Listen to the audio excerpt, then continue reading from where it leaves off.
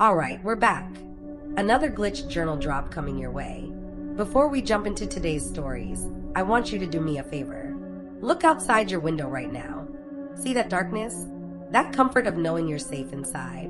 Well, after hearing these 4 stories from Australia, you might never feel that same security again. Today we're heading down under to explore some of the most terrifying true encounters from the Australian wilderness. These aren't your typical ghost stories or urban legends. These are real experiences from real people who came face to face with something that defied explanation in one of the most isolated places on Earth. Make sure you hit that subscribe button and ring the notification bell because trust me, you don't want to miss what's coming up. And maybe save this video for when you're not alone. You'll understand why in a minute. Let's get into it. Story 1, The Watcher in the Walls. Our first story comes from Sarah, a 28-year-old nurse from Melbourne, who decided to take a solo road trip across the Nullarbor Plain in the spring of 2019. If you're not familiar with the Nullarbor, it's one of the flattest, most desolate regions in Australia, an endless horizon of red soil, dry salt bush, and skies so wide they feel unreal. It's also one of the loneliest places on Earth. The kind of place where if you stop your car and kill the engine, the silence is absolute. Sarah had always been the adventurous type. Solo hiking trips, backpacking across Southeast Asia, late night shifts in the ER. None of it fazed her. In fact, she found it therapeutic. Driving across the vast, empty landscape with nothing but open road and the hum of tires beneath her was her way of clearing her head. But nothing in her experience prepared her for what happened at the abandoned roadhouse just east of the Western Australian border, roughly 300 kilometers from the nearest functioning service station. She'd been driving for over 12 hours. The sun had set behind her hours ago, and the desert night had fallen hard and fast. Her GPS showed a pull-off spot listed as a rest bay near an old petrol station. When she saw the crumbling sign jutting from the darkness, she turned in without hesitation. The roadhouse had clearly been out of operation for decades. Rust streaked the fuel pumps. A faded map of Australia flapped in the dry wind, its edges curled and brittle. The lights were long dead, but there was a lean-to style shelter, just a slab of concrete and a corrugated iron roof, where travelers could park and crash for the night. Sarah had planned on sleeping in her swag, as she had on previous trips. She rolled it out, checked her phone, no service of course, and tried to settle in. That's when she noticed something strange. The roadhouse walls were covered in holes. Not damage from weather or animals, not even graffiti. These were clean, circular holes, each one roughly the size of a dinner plate, all drilled or cut with surgical precision. They lined the structure about shoulder height, spaced evenly apart like a grid. She knelt beside one and peered through. Nothing. Just inky darkness and dust floating through the beam of her flashlight. She told herself it was probably some kind of ventilation system, maybe a custom setup from decades ago, before air conditioning was common out here. Still, something about it gnawed at her. Why were they so deliberately placed? Why so many? She tried to shrug it off. She was exhausted. The desert can mess with your senses when you're overtired. She climbed into her swag, zipped it up to her chin, and closed her eyes. But sleep didn't come. Around 2 a.m., Sarah was still wide awake, her mind chewing over every sound in the night. The creak of the tin roof shifting in the wind, the soft hiss of sand blowing against the concrete. And then something else, a noise from inside the building. It was faint at first, a slow, rhythmic scraping, like fingernails dragged across sheet metal. Her eyes snapped open. She held her breath.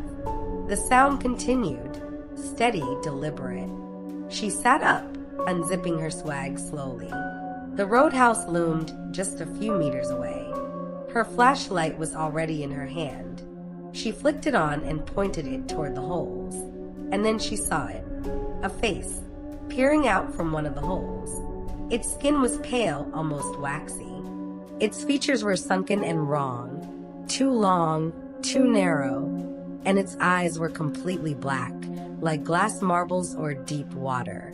What chilled Sarah wasn't just the appearance of the face. It was the way it stared directly at her, unblinking, unafraid. She gasped and shone the light full into the hole, but the face was gone. The beam caught only swirling dust and cobwebs. She stayed frozen for a few seconds, then laughed nervously. It had to be a trick of the shadows, a hallucination brought on by fatigue. But the sound hadn't stopped. The scraping grew louder, now coming from multiple points inside the wall. Then came whispers, low, unintelligible murmurs, like voices speaking from the bottom of a well. The language didn't make sense, but the cadence was undeniably human and alarmingly close. Then, more faces appeared. Dozens of them, each one pressed up to a different hole, all at once. Some slightly higher, some lower, but all at eye level with her.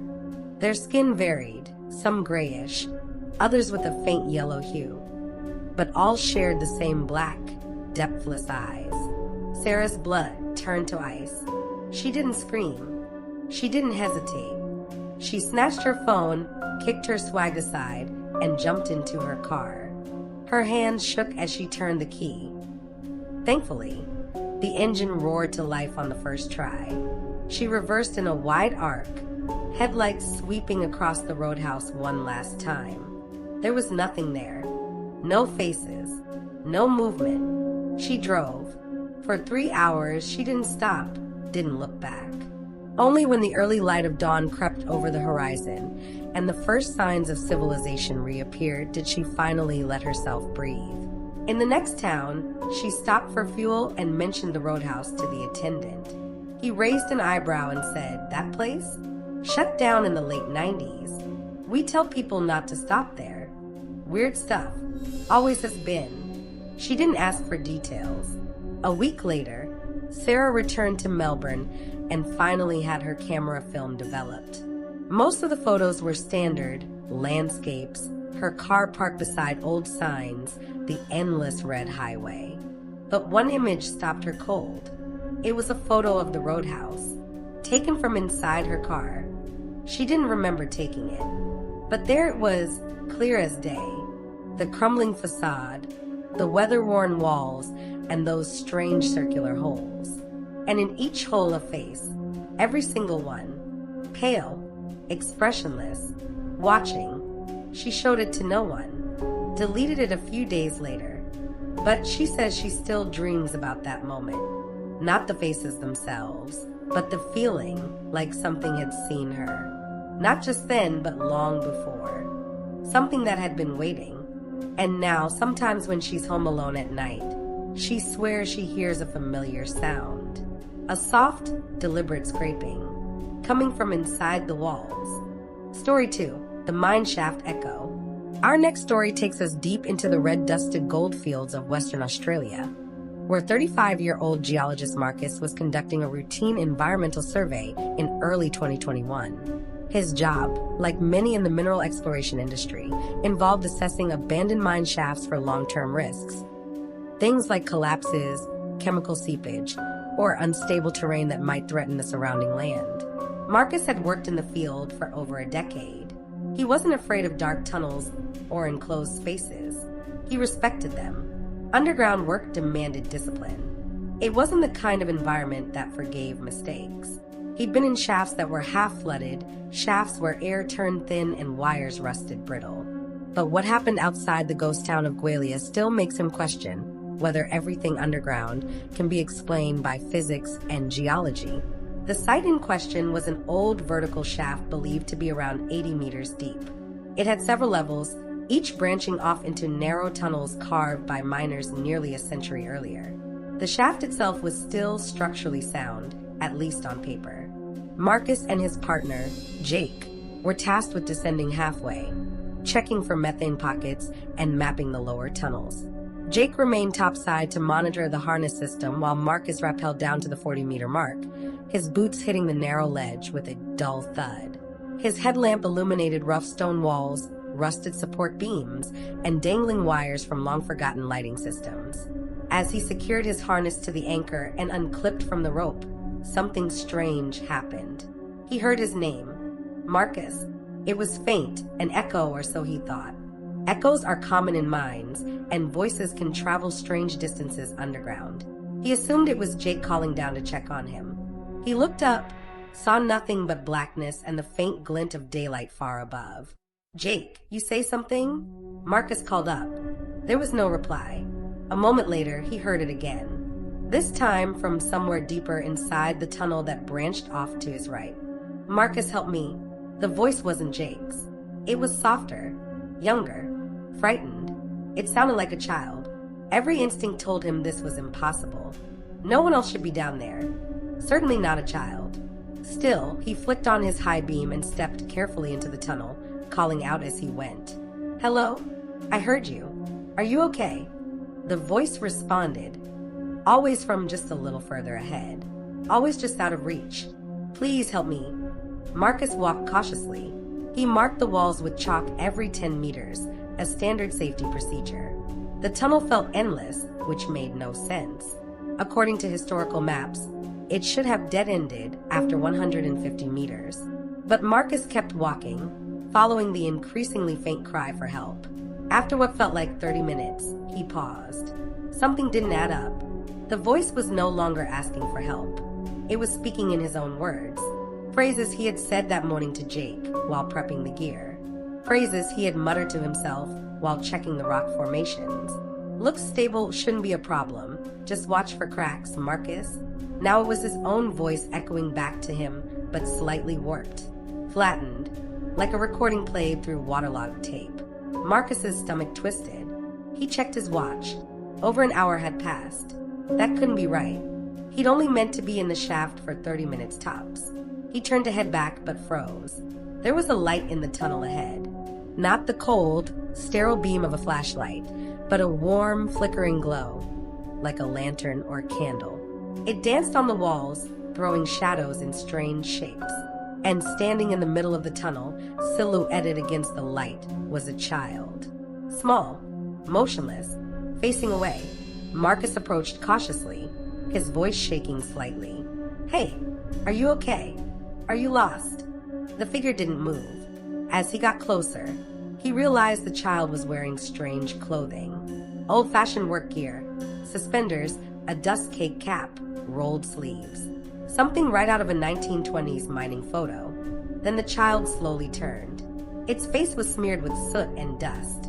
Its mouth moved, but the voice that came out wasn't its own. It was Marcus's, just checking the structural integrity.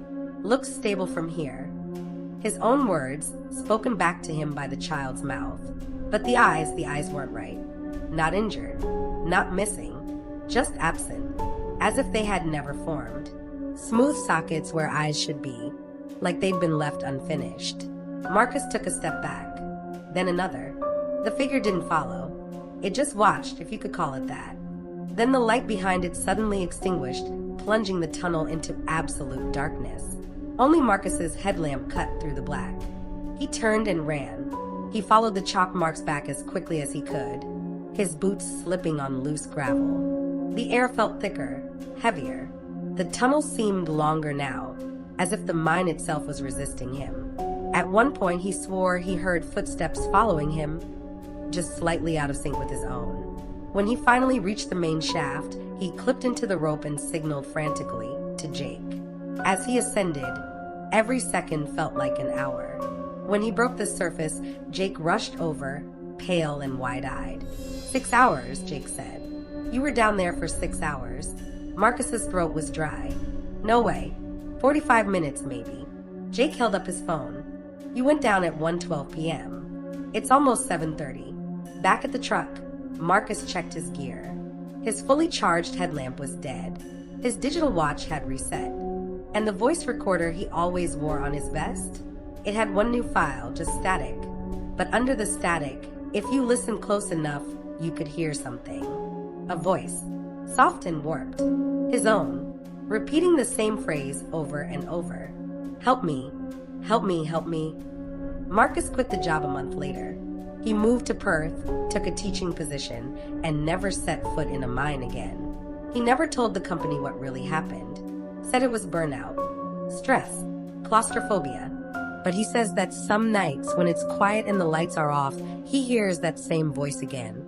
His voice, calling from somewhere down below his apartment floorboards. Always just faint enough to wonder if he imagined it. Always just close enough to know he didn't. Story 3. The Highway Driver. Our third story comes from Ron, a long-haul truck driver who spent over 30 years hauling freight across Australia's vast, unforgiving highways. He'd seen it all. Kangaroo strikes at 110 kilometers an hour, bushfires so hot the road warped beneath his wheels, and dust storms that turned noon into night. Nothing fazed him. Until 2018. That year, Ron was assigned a familiar route from Perth to Darwin, hauling mining equipment across some of the country's most remote regions. It was a run he'd done dozens of times.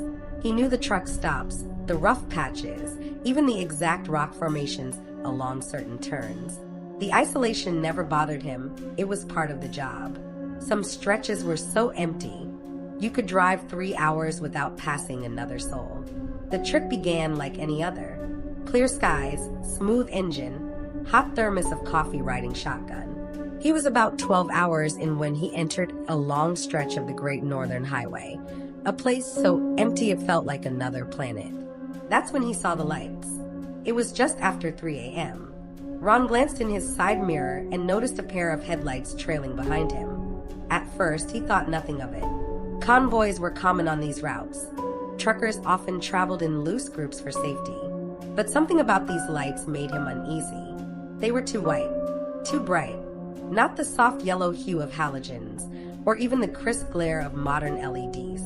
These were harsh, clinical beams, almost bluish white, like surgical lamps. And no matter what speed he drove, the distance stayed perfectly fixed. He slowed to 80. The lights held position. He sped up to 110. Still there. Not gaining, not falling behind, just hovering, always the same distance behind him. He tried to get a better look in the mirror, but the glare was so intense it washed everything else out. No shape, no make or model, just pure light. After an hour of this, Ron decided he'd had enough. He signaled and pulled into a rest stop, a large gravel lot with a single floodlight and a faded picnic bench. As he decelerated, something strange happened. The lights behind him didn't slow down, didn't swerve, didn't pass. They simply vanished. One moment they were there, white-hot beams in his mirror. The next gone, like someone had flipped a switch. Ron parked, stepped out, and scanned the road behind him. Nothing. Not a single pair of lights for kilometers in either direction. Just empty highway and the low hum of insects under the lamppost. He stayed there for 20 minutes, sipping lukewarm coffee and shaking his head. Maybe he'd imagined it. Maybe it was some weird atmospheric effect, light bending in the heat or the aftermath of long hours on the road. He climbed back into the cab and continued north. 25 minutes later, the lights were back. Same position, same brightness, as if they'd never left. This time, Ron felt a cold knot form in his stomach. He grabbed his CB radio, switched to the general channel, and called out. Breaker 1 to 9, this is Iron Horse. Anyone got eyes on a vehicle running super bright high beams behind me on the G&H? Looks like they've been tailing me for hours. At first, only static replied. Then a voice came through. But it wasn't from another driver. The voice was warped, mechanical, like it was coming through a broken speaker underwater. We see you, Ron. We've been watching you for a long time. Ron's blood turned cold. No one had used his real name. His handle was Iron Horse. On the radio, truckers never gave real names unless they knew you personally. Who is this? He demanded. You know who we are, Ron. You've seen us before. On the highway. In your mirrors. We've followed you for years. Ron's hands tightened around the wheel. His breathing shallow. He thought back to moments he'd shrugged off, times he'd glimpsed flickers in his side mirrors, shapes that didn't match any vehicle. Times when headlights had appeared on empty roads and vanished without passing. He'd always dismissed them. Fatigue, road days, tricks of the brain after too many hours on straight roads. But this didn't feel like a trick. What do you want? He asked, trying to keep his voice steady. The reply came slowly, the tone now colder, more deliberate. Pull over. Shut off your engine. Step out. Join us.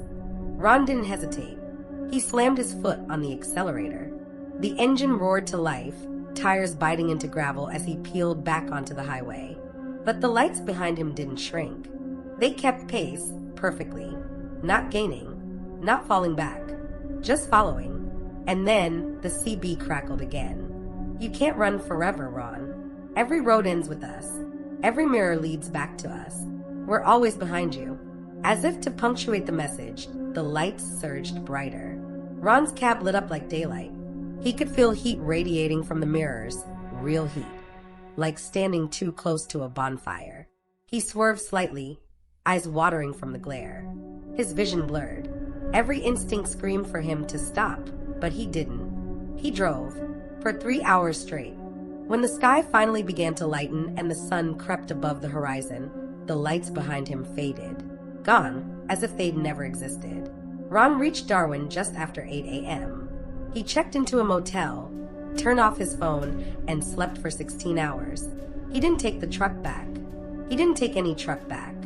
He quit that day, walked into the depot, turned in his keys, and said he was done with long hauls. Forever. But even now, years later, Ron says something changed that night. Something in the way he sees reflections. He avoids mirrors when driving at night, because sometimes in his rear view, he still catches the edge of those lights. Not always, just enough to remind him that they're still out there, still waiting. Story 4, The Station Visitor. Our final story takes us to the remote Northern Territory, to a cattle station called Steelbark Downs, an enormous, privately owned property stretching over 500,000 hectares of rugged, sun-scorched land. The nearest town is more than 3 hours away by dirt track, and the stars out here shine so brightly they cast shadows. Isolation isn't just part of the job, it's the job. Tom, a 42-year-old ranch hand, had been working at Steelbark for 5 years. He wasn't a man easily rattled. He dealt with everything the outback could throw at him: venomous snakes coiled in boots, crocodiles circling watering holes, feral pigs charging out of nowhere. He could patch a tire, shoot a rifle, and survive a week in the bush with nothing but a radio and a tin of beans. But the thing that finally drove him away from Steelbark wasn't a creature of flesh and blood. It was something he couldn't explain. Something that arrived during mustering season in 2020, on a night he'll never forget. Tom had been assigned night duty, keeping an eye on the stockyards and monitoring the water pumps that serviced the cattle. The homestead complex was made up of several long, low buildings connected by covered walkways, with basic floodlights positioned around the perimeter. Even so, once you step beyond the light's reach, the station was swallowed by blackness and silence, total, suffocating stillness broken only by the distant calls of night birds and the wind over dry grass. It was just after 2 a.m. when Tom first heard it, singing, soft, melodic, drifting across the paddocks like smoke. The kind of lullaby you'd expect to hear in a child's bedroom, not in the middle of the outback. The voice was feminine, beautiful even, but it was too perfect. Like a recording played on a speaker, without the slight imperfections that make a human voice feel alive. He froze by the water tanks and listened. The song had no clear lyrics, just a soothing hum with lilting, unfamiliar syllables. It didn't sound Aboriginal, nor did it resemble any folk song he knew. It had a rhythm like rocking, like someone gently swaying a cradle. The sound was coming from the direction of the old stockman's quarters, a cluster of small, decaying rooms that had been abandoned for decades. No one went there. The floorboards were unstable, the roof half collapsed, and the entire structure smelled of mold and rust. It had been out of use since the 1970s, when the station modernized. But tonight, the singing was coming from inside. Tom hesitated, then grabbed his flashlight and radio. "I'm gonna check out the old quarters," he said into the mic, half hoping the station manager would talk him out of it. Only static replied. As he approached the building, the singing became clearer. Still soft, still slow, but now he could make out the phrasing. A lullaby, something ancient. It made his skin crawl, not from fear exactly, but from the sense that the sound didn't belong here. Not on this land, not in this century.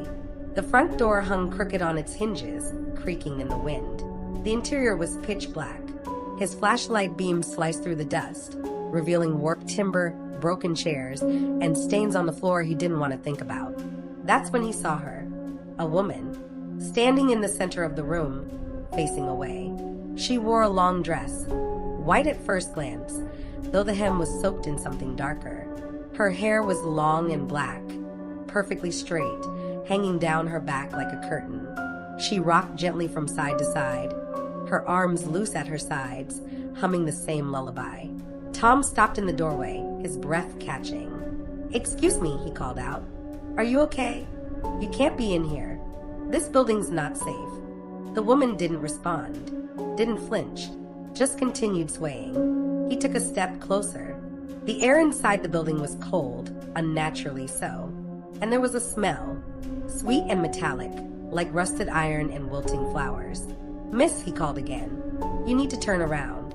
I need to see your face." She stopped moving.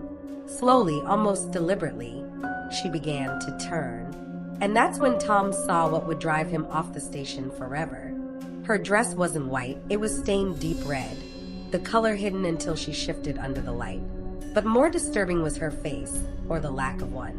Where eyes, a nose, and a mouth should have been, there was nothing.